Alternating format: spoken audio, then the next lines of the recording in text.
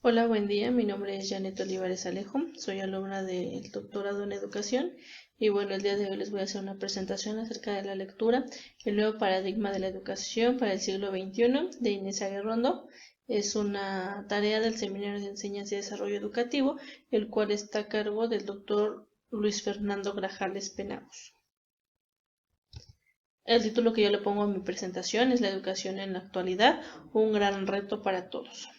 Esta presentación se va a hacer, bueno, con base en la lectura que ya les mencioné, la cual tiene 10 subtemas. En cada una de estas diapositivas se va a presentar cada uno de los subtemas, retomando lo más importante de cada uno. El primero es, en la nueva sociedad, el conocimiento, la educación hace la diferencia. Esta autora tiene 4 aspectos importantes dentro de este subtema, en el cual la primera es la nueva ciudadanía. Nos dice que todos los cambios que hemos vivido hasta el día de hoy son una consecuencia de la Revolución Francesa y de la Revolución Industrial. Entonces, todos estos cambios que estamos viviendo dan marca de un cambio de la era industrial a la era postmoderna o postindustrial, la cual es la que estamos viviendo en la actualidad. Nos mencionan algunos de los cambios que ha tenido la sociedad y también nos dice que debemos de construir nosotros una democracia dentro de la misma actualidad en la que vivimos. De ahí la pregunta controversial que nos arroja la autora en cuanto a cuáles son las condiciones humanas que se debe desarrollar en los nuevos ciudadanos. Si bien no son las mismas condiciones que tenemos desde hace muchos años, entonces, ¿qué es lo que nosotros debemos de hacer como personas, como ciudadanos, como estudiantes, como padres, como hijos, para poder vivir en esta nueva sociedad, en nuestra nueva ciudadanía, de una manera íntegra? Nos habla también acerca de la sociedad del conocimiento. Nos dan a conocer la importancia del saber científico y tecnológico dentro de la actualidad. Nos menciona que es de vital importancia que nosotros tengamos conocimientos en estos dos ámbitos. ¿Por qué? Porque son la base de toda nuestra sociedad actual y en adelante, ¿no? Nos dice también que todos los sistemas económicos descansan sobre una base de conocimientos. Esto lo dijo Toffler en 1995. Nos dice que todos los cambios que ha tenido la sociedad realmente se basan en algo del conocimiento. No podemos generar cambio si no conocemos. Entonces, todos estos conocimientos, todo este cambio de comportamientos va a hacer surgir a una nueva sociedad del conocimiento. En este caso nos menciona que el conocimiento nunca se acaba, al final de cuentas, es una de las fuerzas de poder tradicionales. Entonces, no como la fuerza, el dinero, la tierra, etcétera. Esas se llegan a acabar, pero el conocimiento es infinitamente ampliable. Entonces, todo esto hace que se surja la sociedad del conocimiento. Es aprender un poco más de todo ello que ya llevamos. De ahí nos pasamos a la ética en la sociedad. Nos menciona esta autora que se trata de implementar conocimiento dentro de una sociedad ética. Pero primero tenemos que definir, por así decirlo, qué es para ella o qué es para nosotros, debería de serlo, una sociedad ética. En este caso, una sociedad ética es aquella que se rige con valores. Y bueno, se da un ejemplo muy claro en la solidaridad. Nos dice que una sociedad ética se rige bajo la influencia de la solidaridad, porque ser solidario significa ser responsable.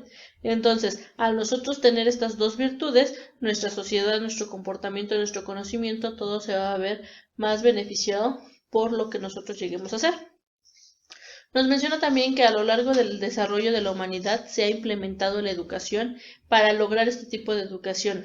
Utilizan a la educación, a los profesores y a todo el sistema educativo para que implementen o para que fortalezcan los valores de los niños. Si a un niño tú le enseñas a ser solidario desde pequeño, entonces él va a crecer teniendo esa idea de tener que ser solidario con los demás. Entonces esto va a ayudar al cambio de pensamiento y por ende se va a generar un cambio de conducta y un cambio de paradigma. ¿Para qué? Para que toda la sociedad en sí se vuelva más ética y solidaria. En cuanto a la parte de la nueva educación, nos menciona que la profundidad del cambio social obliga a reformular las preguntas básicas sobre los fines de la educación. Si bien una vez que ya cambiaste de paradigma, ya lograste cambiar de pensamiento, entonces, ¿qué va a pasar ahora? Bueno, nos dice que tenemos que pensar ¿quién va a asumir la responsabilidad? Ok, ya cambiamos de vida, ya cambiamos de todo, entonces, ¿qué es lo que va a pasar con todo esto? Nos menciona también que debemos de checar o de tener en cuenta dónde se va a quedar el legado cultural, cuáles van a ser los nuevos valores a implementar, entre otros. Entonces, todo esto obliga a reformular ciertas preguntas que ya estaban como contestadas con los sistemas anteriores y se genera una escuela democrática, la cual es una escuela sin distinción. No te importa la raza, la religión, los conocimientos o los valores que pueda llegar a tener cierta persona.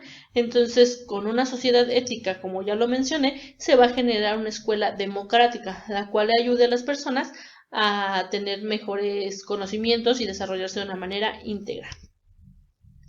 El siguiente subtema es de las reformas a la transformación, un nuevo paradigma.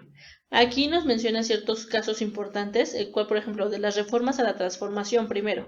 Nos menciona que las reformas de la educación son consecuencia de los modos de producción, pero también son consecuencia de los procesos globalizados, de la economía, de la cultura y de algunos cambios que ha tenido la parte política.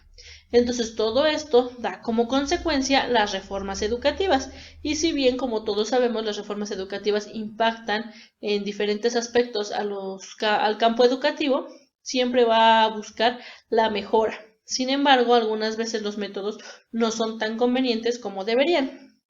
También nos menciona que los cambios de paradigma se deben de hacer para superar a una sociedad global. Si bien la sociedad va cambiando en cuanto a conocimientos, actitudes, competencias, costumbres, etcétera, entonces las personas que viven dentro de esa sociedad no pueden quedarse atrás. Entonces tienes que hacer un cambio de pensamiento, tienes que implementar diferentes cuestiones para que la sociedad vaya creciendo de una manera gradual. Sin embargo, en la necesidad del cambio de paradigma, nos menciona que los cambios de paradigma educativos tratan de combinar lo clásico con lo nuevo. Nos menciona que hay algunas cosas que las reformas educativas no cambian, sino que prevalecen. Entonces, ellos tratan de rescatar una parte del modelo clásico. A lo mejor podemos decir, bueno, pues podemos dejar las estrategias que utilizan los docentes, o podemos dejar algunos contenidos curriculares, o podemos dejar alguna actualización docente. Sin embargo, vamos a cambiar la infraestructura, a lo mejor en esta vamos a cambiar la organización, etcétera. Sin embargo, tratan de combinar lo clásico que es funcional con algunos aspectos y elementos innovadores, los cuales van a ayudar a todos los agentes educativos a mejorar su calidad. También nos menciona que se debe cambiar de paradigma para una sociedad nueva.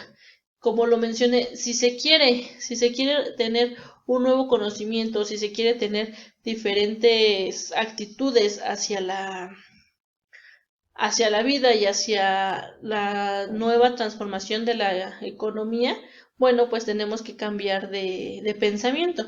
Se debe de cambiar de paradigma forzosamente para generar una nueva sociedad.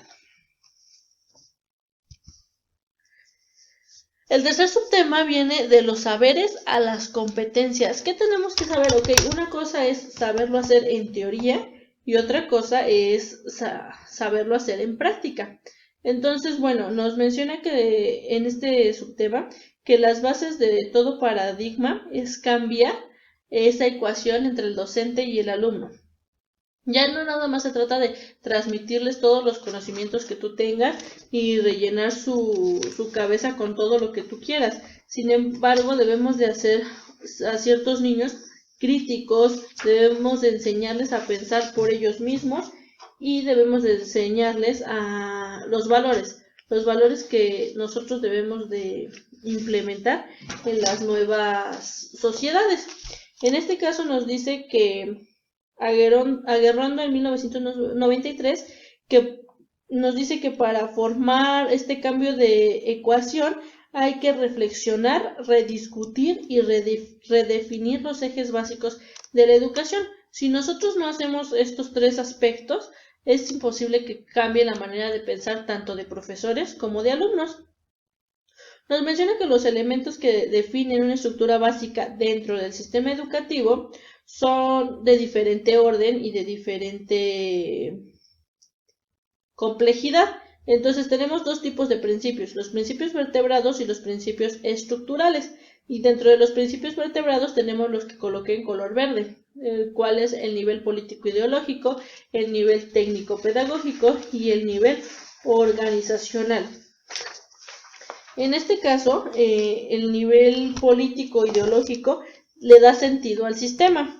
Nos dice que los fines y objetivos de la educación es que este sea un subsistema de la sociedad, lo cual exprese requerimientos que esta misma tiene.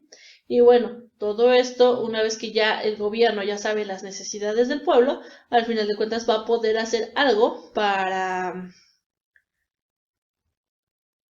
mejorarlas o para darle más sentido a lo que se está haciendo en el ámbito educativo. Nos dice que este nivel, el aporte fundamental de los sistemas educativos está en la distribución de las competencias para que los ciudadanos participen en sociedad contemplando valores, actitudes y normas. Entonces nosotros debemos de dotar a los niños con diferentes competencias, los cuales les van a ayudar para que él se inserte en la sociedad. Nos dice que la demanda general de la sociedad parte de tres ideas, el cual es la cultura, lo político institucional y la producción. En cuanto a lo cultural, nos hacemos referencia a los términos de identidad nacional, pero también en lo político institucional hacemos referencia a la función de un modelo institucional, que es el poder de toda la sociedad, o sea, todas las escuelas. Y finalmente, en la parte de la producción, nos hacemos referencia a que requiere de formación de capacidades, actitudes y conductas para insertarse en el ámbito productivo de la sociedad, en este caso, pues a generar empleos para poder seguir con este esquema, ¿no? En cuanto al nivel técnico-pedagógico, nos menciona que se centra en lo educativo y exclusivamente en el apartado escolar. Se divide en tres grandes campos, los cuales lo contemplé ahí, que es el conocimiento, el aprendizaje y los contenidos. Podemos definir el conocimiento como aquella actividad humana que tiene por objeto la descripción y la explicación de la realidad. En este caso se produce la teoría y se adquieren los saberes, ¿vale? Entonces toda la educación debe de dirigirse a la definición del conocimiento y a poder generarlo. El aprendizaje, por su parte, es el resultante de un proceso estímulo, respuesta en el que tiene especial poder el esfuerzo del individuo. Eso es aprendizaje. Y nos dice que se relaciona entre el docente y alumno porque debe de ser directo, personal y permanente. Este proceso de enseñanza-aprendizaje entre el profesor y el alumno siempre va a existir. Y es mejor que sea directo y personal. ¿Por qué? Porque los estudiantes van a poder aprender de una mejor manera. Y en cuanto al conocimiento, en cuanto a los contenidos, por ejemplo, nos dice que los contenidos es la parte clásica del enseñar. Nosotros tenemos un conjunto de saberes y formas culturales que ya tenemos prediseñados para poder enseñar a los estudiantes. En este caso podrían ser nuestros planes y programas de estudio, los cuales tenemos que enseñar de una manera pues no tan rígida, porque sí existe la flexibilidad, sin embargo sí debemos de abordarlos a lo largo de los ciclos escolares. Y finalmente tenemos el nivel organizacional. En este nivel el reconocimiento, aprendizaje y contenido se adopta y se adapta al sistema educativo. En este caso, por ejemplo, todo lo que tiene que ver con conocimiento, con aprendizaje y con contenidos tienen que estar organizados por alguien. En este caso baja en escalas, por ejemplo, los docentes reciben indicaciones de los directores de los supervisores, y así nos vamos hacia arriba en cuanto al poder organizar todo esto, tanto espacios como recursos, como contenidos, etcétera. El siguiente es el nuevo paradigma educativo. En esta parte del nuevo paradigma educativo hace referencia a la educación y a llevar educación para todos con calidad, equidad y costo eficiente. Si bien sabemos que muchas de las sociedades y muchos de los contextos en los que los niños viven no tienen suficientes recursos para tener educación, en este nuevo paradigma se requiere que todos tengan la misma educación de calidad, no importando el aspecto económico.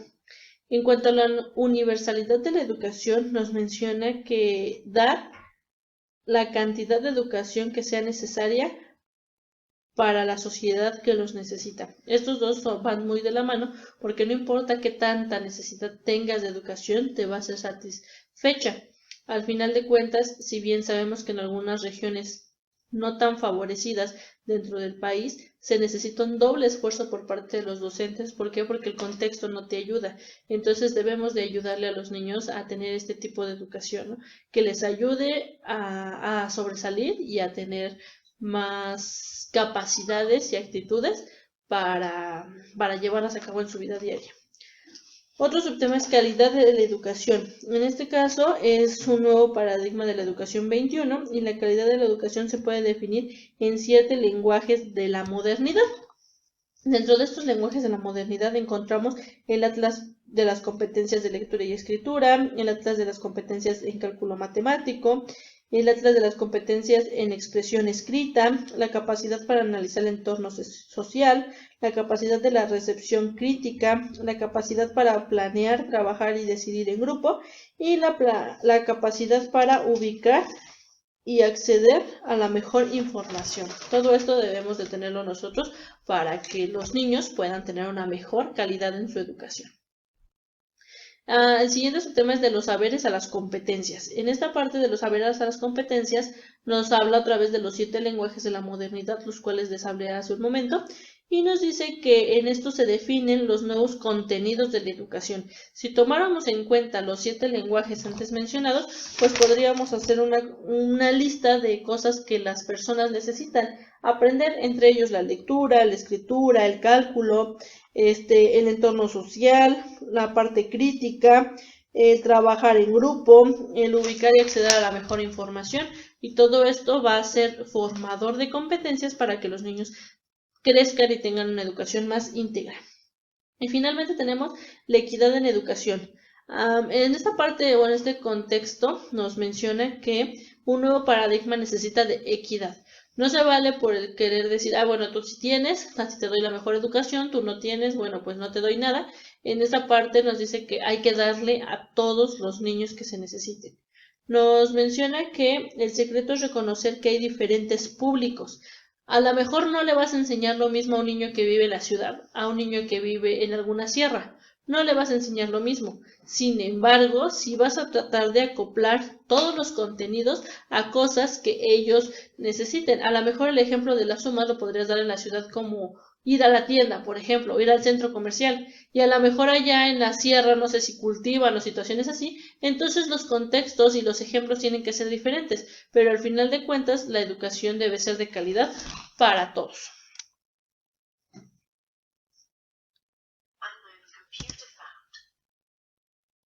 En esta parte, por ejemplo, el siguiente subtema es de una nueva competencia, el saber tecnológico. Nos menciona que el saber tecnológico es el centro de una nueva cultura de la sociedad del conocimiento.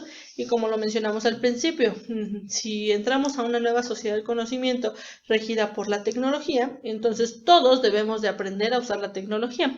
Tishman en 1994 hace un resumen acerca de ciertos modos específicos de operar la mente y nos dice que existen 7 disposiciones del pensamiento tecnológico, las cuales tienen diferentes propósitos. En este caso las contemplamos ahí, el cual nos dice que la primera tiene que ver con la disposición de ser amplio y aventurero.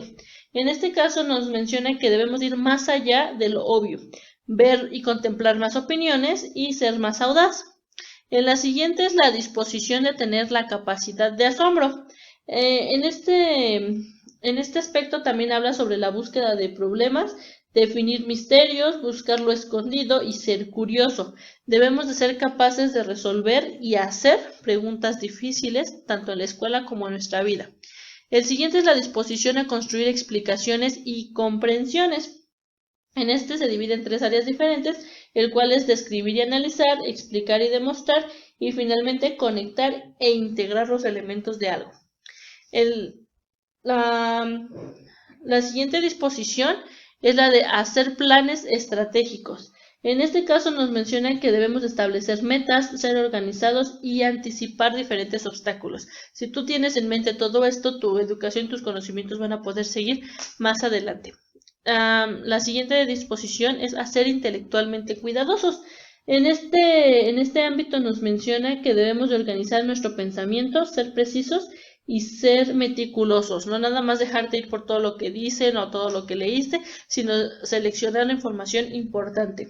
Dentro de la sexta disposición es a buscar y evaluar razones. Nos menciona que debemos de explorar y evaluar creencias, preguntar el porqué de todo, no nada más dejarnos pues con lo que leímos o con lo que nos dijeron y hasta ahí, no, sino preguntar por qué, de dónde viene y conocer el origen de todo. Y la séptima disposición es hacer metacognitivos.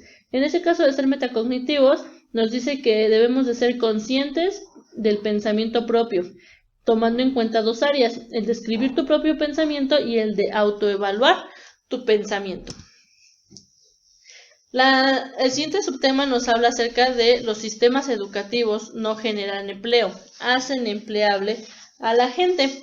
Nos menciona que en el siglo XX es el siglo de la ciencia y de la tecnología tal cual. Nos dice que entre más ciencia y tecnología los jóvenes tienen o están a su alcance, tienen más oportunidad de insertarse a la sociedad. En este ámbito abarcado o enfocándose en la escuela. Bueno, las condiciones que estamos viviendo ahorita es fundamental conocer toda la tecnología que tenemos, entonces todo esto hace que te puedas inmiscuir dentro de la sociedad en la que vivimos. Nos menciona también que las naciones afrontan una competencia mundial cada vez más directa y más inmediata. ¿Por qué? Porque su competitividad se reconsidera desde el punto de vista de la fuerza del trabajo. Entonces, si nosotros vamos avanzando en este aspecto, obviamente al tener más personas que estén inmersos en la parte del trabajo del modo de producción, entonces va a ser una competencia más fuerte. Según Richard Reich, en 1993, nos menciona que se perfilan para el siglo XXI 3 amplias categorías de empleo. En este caso, los servicios rutinarios de producción, los servicios personales y los servicios simbólicos analíticos. El primero es la base de la línea de la producción. Nos dice que un buen ejemplo son las data entry, que son los ingresadores de datos en la industria informática. El segundo son los servicios personales, los cuales se proporcionan de persona a persona. Y finalmente tenemos a los servicios simbólico-analíticos, los cuales incluyen las actividades expertas y suponen la capacidad de identificar y resolver problemas.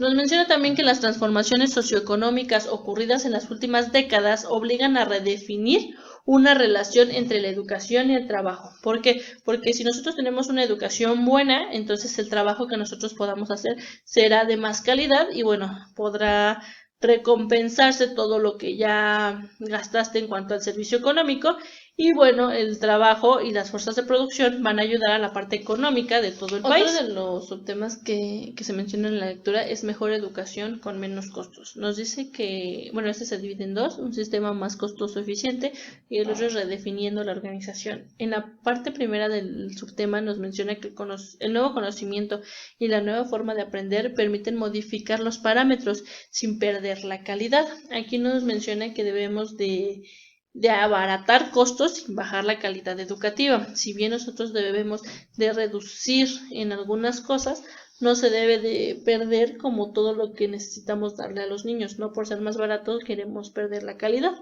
Nos menciona también que los sistemas escolares actuales son muy costosos y la realidad escolar se basa en el contexto.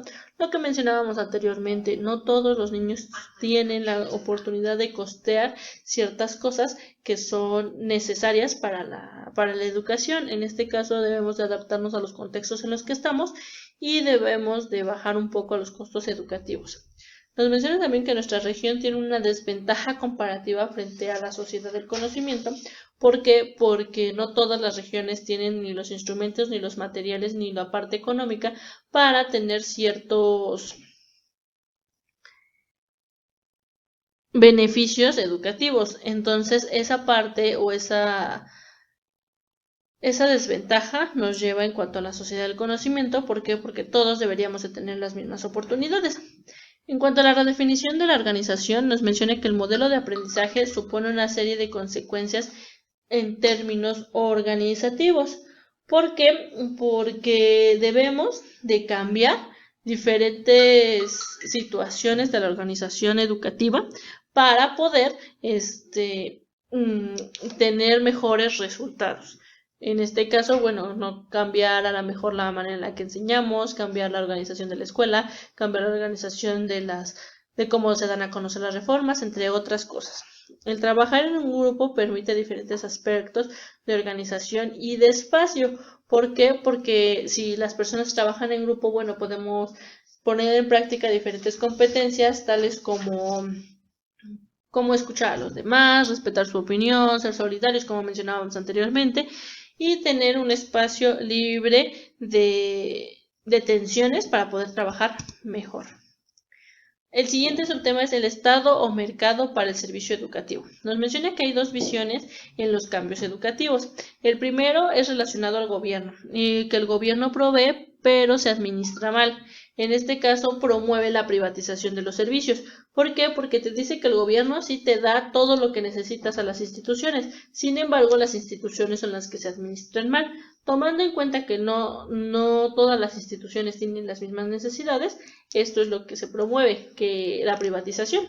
Sin embargo, en la siguiente visión dice que se basa en el progresismo. No se reconoce el valor de actualizar la enseñanza. En este caso nos menciona que sí todos tienen la posibilidad y el gobierno provee de todos los recursos a todas las instituciones. Sin embargo, las instituciones no le dan el valor necesario. Nos dice que las dos visiones tienen una idea particular y reduccionista. En ambas visiones lo que se va a querer lograr va a ser reducir costos. Y que existe un discurso dominante con confusiones. En la actualidad nos regimos por cierto sistema, el cual nos dice que nuestro sistema debemos de dar calidad en la educación. Sin embargo, todavía en la actualidad existen muchas confusiones respecto a cómo implementar este nuevo sistema. Durkheim en 1969 nos dice que el Estado deja caer toda la responsabilidad en la dirección. Y bueno, en este caso, por ejemplo, como se los mencioné, ¿no? A lo mejor viene por jerarquías, desde la parte política nos dicen vamos a implementar este sistema educativo. Sin embargo, se lo pasan a las regiones, a la subdirección regional, luego a las supervisiones, luego a los directivos, etcétera, y bueno, de ahí llega hasta los niños. Sin embargo, nada más dice, pues aquí está, ahora tú implementalo, y esa es una responsabilidad muy grande para los niveles más bajos. La educación no debe depender de lo económico, es lo que se trata de implementar dentro de este nuevo paradigma. El siguiente subtema es un Estado profesional y responsable. En este caso nos menciona que los gobiernos se encuentran relacionados con las transformaciones del entorno. Al final de cuentas, si la sociedad cambia, las ideas cambian, los paradigmas cambian y los gobiernos se ven inmersos en todo este cambio. Schweineben en 1998 nos dice que para que haya un progreso debe haber un cambio tanto en el diseño institucional como en los sistemas organizacionales y en las tecnologías de gestión. Nos dice que no es nada más se trata de decir, bueno, hoy voy a cambiar la escuela y ya todo va a ser diferente. No, primero debemos hacer un cambio desde el diseño que se tiene. ¿Cómo lo vamos a adaptar en las escuelas? ¿Cuáles van a ser los cambios de organización que vamos a tener? ¿Qué vamos a reorganizar? ¿Cuáles son las tecnologías que vamos a implementar? Pero no se debe de tener un cambio nada más porque una persona lo quiera, sino todos deben de estar de acuerdo. Se debe reorganizar todo el sistema para generar un verdadero impacto. Esto era lo que les comento. No con una sola persona se va a poder hacer un cambio. Debemos de generar un verdadero impacto en muchas personas. Y bueno, todo esto va a beneficiar tanto a los niños como a todos los integrantes de la parte educativa. Se pretende llegar a un estado eficaz en el que se den cuenta de sus acciones y se hagan responsables del sistema educativo. En este caso, bueno, hay veces que dentro del Estado no se hacen responsables de todo lo que pueda llegar a pasar dentro de la educación. Entonces, queremos que este Estado sea consciente de lo que está pasando y que ayude tanto a los profesores como a los alumnos a tener herramientas necesarias para tener una educación de calidad. Y finalmente se pretende desarrollar en las personas el Estado competencias de orden político y el orden técnico. Nos dice que en esta parte se pretende desarrollar en las personas diferentes competencias, ya sea políticas o ya sean técnicas, pero que todas ellas ayuden a generar la calidad de la educación. La siguiente es de las declaraciones a los hechos, las dificultades de las reformas desde la segunda generación. En esta parte hablamos nada más de las reformas de la segunda generación y nos dice que un cambio educativo tiene muchas vertientes. El 16 de diciembre de 1997, el Banco Mundial organizó en Washington un seminario llamado la Semana Argentina, Reformas de Segunda Generación. Entonces, en esta parte hablan, o Moisés Naim, y dio un discurso acerca de los cambios y de cómo ha impactado estas reformas de segunda generación en la educación. Nos dice que debemos de tener un cambio institucional, que durante las décadas de los 80 y los 90 lo macroeconómico tapó dos temas centrales que hay que volver a retomar: el problema del subdesarrollo y la importancia del sector público. También nos habla acerca de un shock macroeconómico a la quimioterapia institucional. Nos dice que en esta parte, por ejemplo, será imposible consolidar las nuevas reformas iniciadas si no se mejora sustancialmente el funcionamiento de las instituciones públicas. En el tercer aspecto nos dice que las exigencias gubernamentales. Nos menciona, por ejemplo, que al final de cuentas, cuando alguien introduce una reforma educativa, exige resultados, y esos resultados son los que en algunas veces los docentes no pueden dar. ¿Por qué? Porque les falta actualización de cómo implementar estas nuevas reformas planteadas por lo político. Y finalmente habla sobre los recursos para las reformas de la segunda generación. Nos dice que no todos los gobiernos y no todos los organismos tienen un recurso destinado a implementar estas nuevas reformas. Entonces eso causa conflicto al querer ver los resultados. Nos menciona que hay que cambiar los modelos de organización en las escuelas, tendiendo a modelos de círculos de calidad, lo que mencionábamos al principio, ¿no? Que todos queremos la calidad de la educación. Y se debe redefinir la tarea de los docentes para que haya calidad educativa. Si un docente no sabe cómo implementar diferentes estrategias, no va a saber dar calidad en su educación. Y finalmente tenemos la transformación debe ser integral y consensuada. Nos habla acerca de que se necesita proveer de estrategias que se llevarán a cabo. En este caso tenemos dos rasgos principales, por así decirlo. La primera son las premisas para construir viabilidad y la segunda es la de integridad del proceso de cambio. En esta parte de las premisas para construir la viabilidad tenemos tres. El primero es la simultaneidad entre el corto y el largo plazo. Nos dice que toda acción que tenga el gobierno debe de tener dos objetivos, uno a corto y uno a largo plazo. Obviamente, si hablamos acerca de la educación, no podemos decir que vamos a tener resultados en corto plazo, pero sí podemos ver ciertos cambios ahorita que se van a ver reflejados el día de mañana. La segunda premisa es la estrategia masiva, gradual y permanente. En este caso nos dice que muchas reformas educativas han ensayado modos diversos de implantación de los cambios, pero que conviene optar por una estrategia masiva, gradual y permanente, generando las condiciones para que todos se involucren y para que los resultados sean mejores. Si bien vamos a agarrar a mucha gente, el cambio debe de ser gradual, no puedes cambiar drásticamente, tienes que empezar con algo pequeño para llegar a algo grande, pero que siempre sea permanente, que no nada más porque viste que no funcionó los primeros días o los primeros meses, lo dejes de lado. Y la tercera premisa es la construcción de la credibilidad.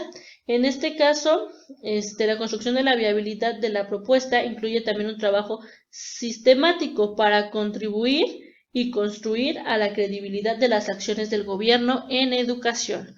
O sea, que verdaderamente se vea que lo que está haciendo el gobierno va a impactar de una manera positiva. Y en cuanto a la segunda estrategia, la de integrar el proceso de cambio, nos habla acerca de diferentes circunstancias.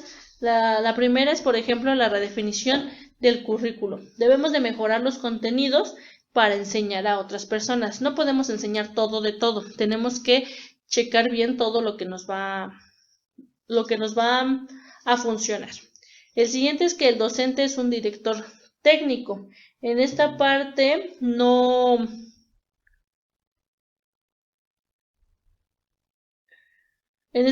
el docente sí se ve involucrado y forma parte del equipo, pero siempre va a procurar dar el aconsejar, el entrenar y el orientar al alumno para adquirir ciertas competencias.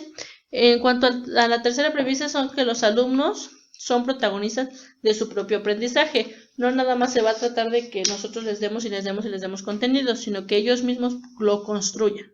Y finalmente es tener una infraestructura más óptima. Si bien a lo mejor las escuelas no están capacitadas del todo, sí buscar la mejora para que todo sea más eficiente y más claro. Y bueno, por ejemplo, en conclusión, podemos decir que para conocer y entender de una manera clara el sistema educativo, debemos de conocer parte de su historia, vislumbrando así algunos cambios que se han tenido a lo largo del tiempo. Si bien las necesidades que tiene la sociedad son muchas y en especial existen en el ámbito educativo, esto es debido a que hay muchos factores los cuales influyen en la calidad de este. Se relaciona con el proceso de enseñanza-aprendizaje, con los recursos que tienen, con los docentes, con las estrategias utilizadas, con la infraestructura de las instituciones, entre otros. ¿Vale? El siglo XXI trae consigo un mundo de nuevos retos. Uno de ellos es el hecho de poder actualizar a los profesores, los cuales deben de hacerlo para que el proceso de enseñanza-aprendizaje se vea más favorecido y así obtener calidad en la educación como nosotros la queremos. Y si bien el Estado es responsable y es un organismo el cual tiene bajo su responsabilidad la educación de todos los estudiantes del lugar, también tiene a su cargo repartir recursos e insumos necesarios para que las instituciones puedan dar el mejor servicio de educación en la población. Pero no siempre puede ser así, ya que no siempre puede ser que el gobierno se haga cargo de todas las escuelas que existen en el país. Sin embargo, para eso se delegan responsabilidades, que era lo que les mencionábamos. Y pues al final de cuentas, el entrar en una sociedad de conocimiento diferente implica cambios en nosotros, lo cual va a ser muy funcional para que nuestros niños pues tengan conocimientos y tengan competencias suficientes para su vida. Y bueno, aquí les dejo la referencia de donde saqué toda esta exposición. Rondo, 1999, un nuevo paradigma en la educación para el siglo XXI. Gracias.